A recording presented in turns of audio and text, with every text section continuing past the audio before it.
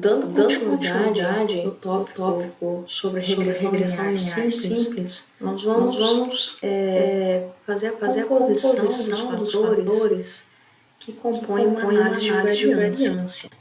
Então, a composição dos desvios de uma análise de regressão linear simples, ela pode ser feita em relação aos valores observados menos a média aritmética, em relação aos valores observados menos os valores preditos pela reta, né, da modelo de regressão, e por fim seriam os valores preditos pelo modelo de regressão menos a média aritmética.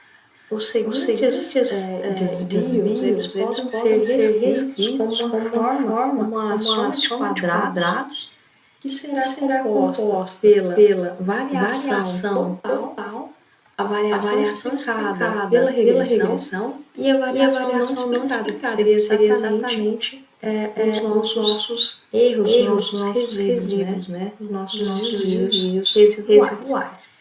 Então, no processo de simplificado de cálculo, a gente poderia reescrever a soma de quadrado total da seguinte forma: uma soma de quadrado de cada valor observado menos correção. Da mesma forma, nós podemos escrever a soma de quadrado erro após algumas manipulações algébricas em função dos nossos parâmetros, beta 0, 0 e beta 1.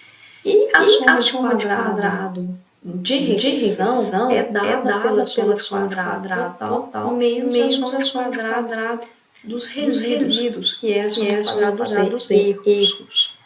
Dessa forma, a gente chega na seguinte tabela de análise de variância, que a gente também chama de ANOVA, tá? Então, a gente teria as nossas fontes de variação, que é a regressão, o erro total, com seus respectivos graus de probabilidade, soma de quadrado médio, que é fazer obtido, né, fazendo a razão e a soma de quadrado pelos seus respectivos graus de probabilidade. A razão entre o quadrado médio da regressão e o quadrado médio do erro nos dá a estatística do teste, né? E com base nela nós vamos tomar a decisão, né? Se esse modelo ele deve ser aceito, né? Ou todos os coeficientes seriam iguais a zero, e aí não faria sentido algum ter um modelo. Dessa forma, cada quadrado médio ele com base na teoria de inerência, cada quadrado médio ele tem uma distribuição quadrado. A razão entre os quadrados nos dá uma distribuição F. Com base nela, nós vamos tomar a nossa decisão. Então, o que nós teríamos como hipótese do modelo, né? Então, a gente teria a nossa hipótese H0, de que todos os meus parâmetros seriam igual a zero. O beta 0 e o beta 1 igual a zero, né? Contra uma hipótese alternativa, que seria a hipótese H1, de que pelo menos um dos betas, vou chamar beta aí, seria diferente de zero. Com base nisso, a gente pode tomar a decisão, né? Qual que seria a decisão? A gente rejeitaria a nossa hipótese H0 se essa estatística do teste, que é a razão entre a soma de quadrado residual, o quadrado médio da regressão, né? Pelo quadrado médio do erro, for maior do que o valor teórico da distribuição F. Que esse valor ele é tabelado, né? E aí com base nessa informação, se o F calculado maior do que o valor teórico, a gente estaria na rejeição. E aí a gente rejeitaria a nossa hipótese H0 e de fato o modelo não faria sentido. De forma alternativa, a gente pode também testar usando o valor P, né? Então, baseado no a gente teria o nosso valor P, e aí fixado um nível de significância, a gente poderia estar tomando a nossa decisão. O coeficiente de determinação ele é uma medida descritiva, né, que mostra a proporção da variação de y e pode ser explicada por variações de x, né? Como que funciona esse modelo? Ora, como funciona esse coeficiente? Espera-se, né, que a soma quadrada do erro seja aproxime-se de zero, né?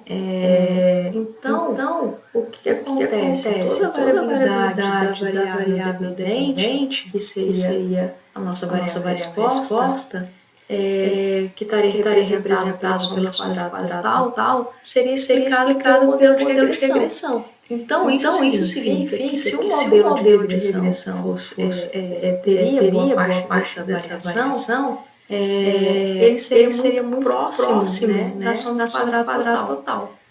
Então, se eles são próximos, a razão seria muito próximo de 1. Então, quanto mais próximo de 1, né, melhor seria o ajuste. Então, quanto mais próximo de 1, melhor seria o ajuste. Né? Aproximar de mais seria o melhor.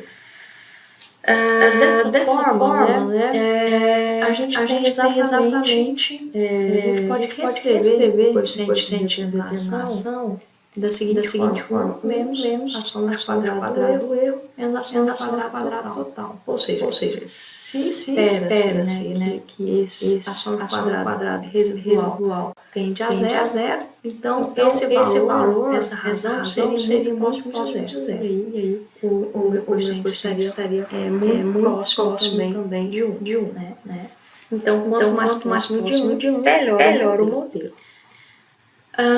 Algumas observações. O coeficiente de determinação ele só é válido para modelos que tenham nossos interceptos, né? Que teria declarado o modelo beta zero. Na ausência, né, do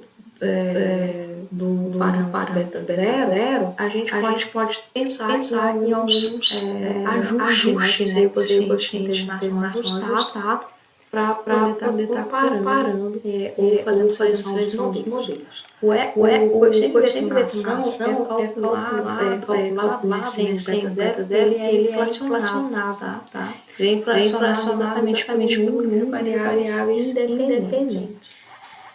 Então, quanto mais variáveis independentes, maior seria o coeficiente de determinação.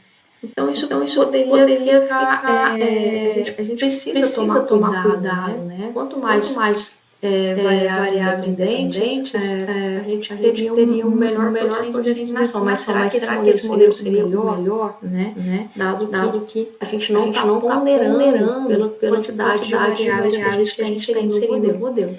Com isso surgiu o coeficiente de determinação ajustado. Né?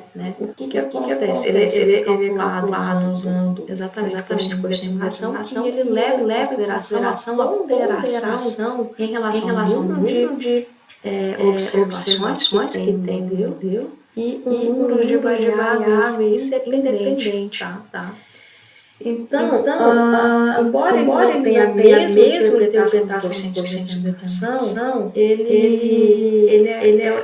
pode ser usado, deve ser usado na seleção de modelos. Então, exatamente por causa dessa ponderação. Quanto maior for, né, melhor o modelo. Porém, ele não está no mesmo intervalo do coeficiente de determinação, sem o ajuste. Pode ser que ele fique apresente valores, né, fora do intervalo 0, 1. Precisa tomar esse cuidado aí na hora de analisar. Bom, ainda referente à parte das predições, a gente tem um intervalo de confiança para a resposta média, né, que seria o nosso a nossa variável resposta. Então chama a atenção que a gente tem dois intervalos. A gente tem o intervalo de confiança e o intervalo de predição. O intervalo de confiança, o que a gente vai querer? A gente precisa, né, que dado o conjunto de variáveis independente, prever o valor de y dado o conjunto de variáveis independentes que fazem parte do conjunto de dados. Então o intervalo de confiança ele só serve para o mesmo conjunto de variável independente que foi rodado no modelo.